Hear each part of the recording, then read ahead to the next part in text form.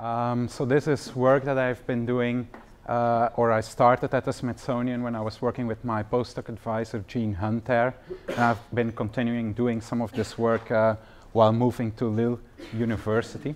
And so when we think about rates of evolution, then from a short time scale perspective, we can see that there's a lot of evidence for adaptation going on. By looking at modern organisms, we can look, for example, as these adaptive radiations from a neontological sense, and see that there's really a lot of morphological variability that is produced over short periods of time. And then when we look at the paleontological record, then we see that for most organisms, there's long periods of time where we see hardly any morphological changes occurring, such as is the case here in this horseshoe crab. But when we take clump data from vertebrates, invertebrates, and plants, then we see that stasis is really an important feature of the fossil record. And so these rapid evolutionary changes over ecological timescale, they stand in quite strong contrast with what we see over long periods of time. And so ultimately, proponents from different disciplines will therefore have different expectations as to what rates and magnitudes of evolution should look like. And when we want to obtain an integrative perspective of rates and magnitudes of evolution, then we need to address this issue. And so that's what we, in essence, aimed to do. We wanted to study stasis and associated rates and magnitudes of morphological change over both ecological and evolutionary timescales, trying to address this seeming discrepancy that is out there. And in order to be able to do this, we need two main things. First of all, we need to find a well-constrained example of paleontological stasis that we can also study with, say, neontological approaches. And then secondly, we need to be able to link rates, magnitudes, and patterns of morphological change to microevolutionary processes. And so for the first point, I think that viviparate gastropods from the Malawi Basin, so from Southeast Africa, are a potentially interesting case, a unique case to try and do this. And so what we have here is a fossil species lineage that occurred from around 10,000 to 5,000 years ago.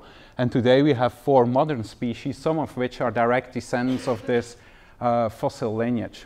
And so overall, we looked at more than 900 specimens from 21 radiocarbon dated assemblages that span overall more than 5,000 years. So we have this kind of sampling that sits in between real paleontological sampling and say more ecological sampling. There's limited time averaging in these assemblages. Typically it's less than the dating precision, which is around 20 years. There's good environmental and taphonomic control. So basically, when we take a sample from these fossil assemblages, it approximates a sample that we can take, say, from a modern shell bed or even a modern population by really going out and sampling living material. And so we previously documented some stasis in a few of the characters, morphological characters that we documented for this fossil species lineage. So first of all, what we did is we looked at a number of additional characters, and what we did is we used geometric morphometrics to document their morphology. Then we plotted changes in morphology as assemblages through time, and we fitted models of, say, a directional change, an unbiased random walk, and a model of stasis. And so when we do this for the 8 traits that we studied, we found that stasis is the dominant or most well-supported model for each and every of these traits. So we have on the x-axis time in generations or in thousands of years. So 1 generation is 1 year for this taxon. And so on the y-axis, I show you here 8 different traits in standard deviation units. So average standard deviation units, that is. And so basically for all traits that we have documented, we found stasis. So this is getting to a perspective of almost organism-wide stasis, even though, of course, we do not have the soft tissue. So the way that we model stasis is by having a long-term mean and then an evolutionary variance that basically predicts the wiggles around this mean, but there's other models out there with which we can look at stasis. For example, we can look at an Ornstein-Uhlenbeck model, which is a model of pure stabilizing selection. So it's a microevolutionary model of adaptation and then stabilizing selection to a single fixed optimum in say, trait space. And so this type of model has been fitted quite well to a number of fossil time series, for example, to sticklebacks that have invaded lacustrine environments from a marine ancestry, and so that changed towards a new condition. Now, to fit this type of model, we need a number of additional parameters. So in total, there's 4, and I do not have the time to really explain them in detail. But so when we fit an Ornstein-Uhlenbeck model and compare it to stasis, then what we see is that typically an Ornstein-Uhlenbeck model has a higher log likelihood than stasis for each and every of these 8 traits. However, the model is penalized for its complexity, and so when we look at the AIC weights, both for the actual data as well as for bootstrap time series based on resampling schemes, then we see that actually stasis is preferred over an Ornstein-Uhlenbeck, except for this last trait here. So what this suggests is that apart from this last trait, the time series is not really very well fit by a model of stabilizing selection around a single unchanged optimum in space. So this suggests that there are probably some changes in the optimum over time. And we can think of that as looking at weak stabilizing selection on a fitness landscape. And so when we take say really weak stabilizing selection, we will produce a fitness landscape that is in essence very broad. And nevertheless, although this fitness landscape is broad, when we look at the predicted trait values, we see that they are still quite strongly constrained around this fitness optimum. So even though we have weak stabilizing selection, this is sufficient to produce a strong signal of stasis in phenotypic traits over evolutionary timescales. And secondly, when we would look at peak shifts in, say, this fitness landscape, then there are a lot of peak shifts that are conceivable here that would have minor changes in fitness. For example, if we move here 2 standard deviation units away from the optimum, we are going to have a fitness decrease with about 4%. So this, although this is an important phenotypic change, the fitness change is not so great. And so when we are in such a broad fitness peak, we can actually accommodate quite a lot of change here without really disrupting stabilizing selection. Okay. So then we looked at sample-to-sample rates of morphological change on ecological timescales. And so for this, we used Lynch's delta metric, which is a neutral model based on a mutation drift equilibrium. And so what we first did is we sampled from one assemblage to, well, we calculated these rates from one assemblage to the next and then to the next, etc. And so when we get all of these rates, we can produce a distribution of rates. And so what we see is that this distribution generally falls in the range of genetic drift. So this suggests that genetic drift could be important, but it does not necessarily has to be the only process underlying this distribution. And so we see some rates that are falling in the range of directional selection, as well as some others that fall in the range of stabilizing selection. But nevertheless, when we think of stasis, then we typically assume or stasis in general suggests that stabilizing selection and constraints are very important, whereas when we look at rates of morphological change here, then they suggest that neutral evolution is important. And so in essence, this is kind of the micro-evolutionary alternative or similarity to the general discrepancy that I started out with. Nevertheless, I think we can reject neutrality on evolutionary timescales with 2 lines of evidence. First of all, when we do pairwise comparisons of rates over elapsed time, then we see that over periods that are expanding beyond 1,000 generations, we see that rates are typically lower than the drift range, suggesting that stabilizing selection indeed is an important force. So we have here this, this time rate dependency that many colleagues have documented before. And then secondly,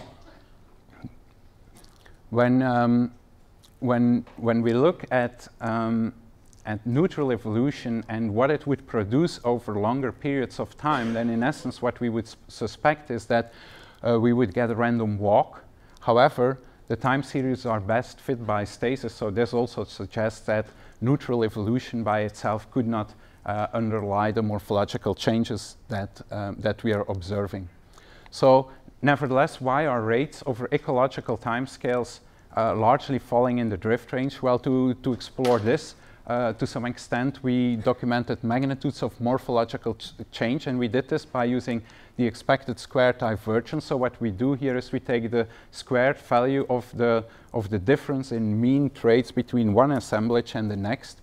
And so we can reconstruct expected square divergence for different selective or the absence of selection models.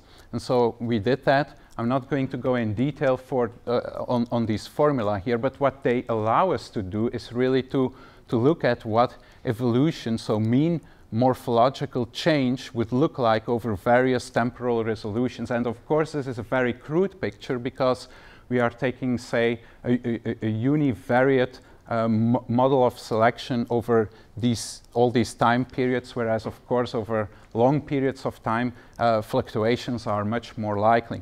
And so what you can see here with standard parameterization, so typical parameters that we find in the literature from studies on both modern and fossil material, is that over long periods of time we can quite accurately separate directional selection from, say, genetic drift and stabilizing selection. However, between stabilizing selection and genetic drift, it gets a bit more complex, and we need more time to be able to separate these from one another.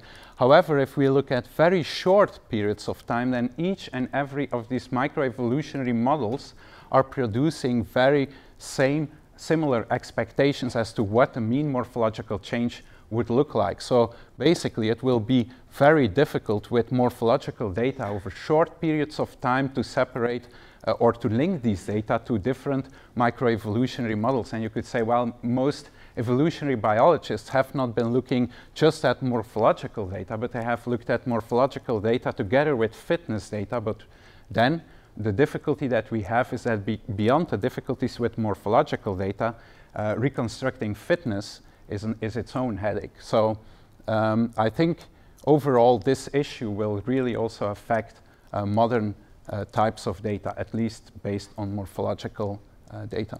And so what we can then do is we can look at these expected square divergences and compare them to the actual observed square divergence from this fossil time series. And so here in gray, I show you the values for each and every of the traits, and then in black we have the averages over each and every moment of time that we have observed. And so what you see is that in black, over short periods of times, the average trait values actually fall more within the range of directional selection than in the range of stabilizing selection. And more importantly, the variation for the various traits is very large. So it ranges basically from strong directional selection to strong stabilizing selection, again making it very difficult to link morphological data to underlying microevolutionary models. And so in conclusions, when we look at long-term stasis, the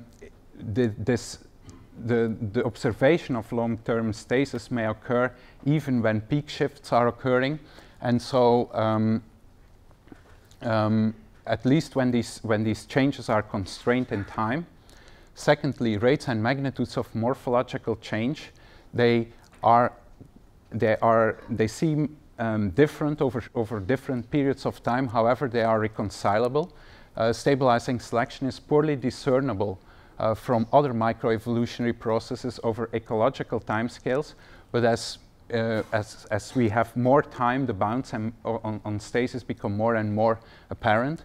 Directional selection is difficult to observe over evolutionary timescales, typically because there's a small chance that directional selection is going to be sustained for sufficiently long periods of time to pick it up in the fossil record. So over any given period, we observe the relative strength of the various microevolutionary processes at work, and because in different disciplines we look at patterns and processes over drastically different timescales, we have different chances as to observe certain microevolutionary processes. And I think more than 155 years after the publication of Darwin's On the Origin of Species, we have still quite a lot to learn about the dynamics and perception of natural selection over various timescales.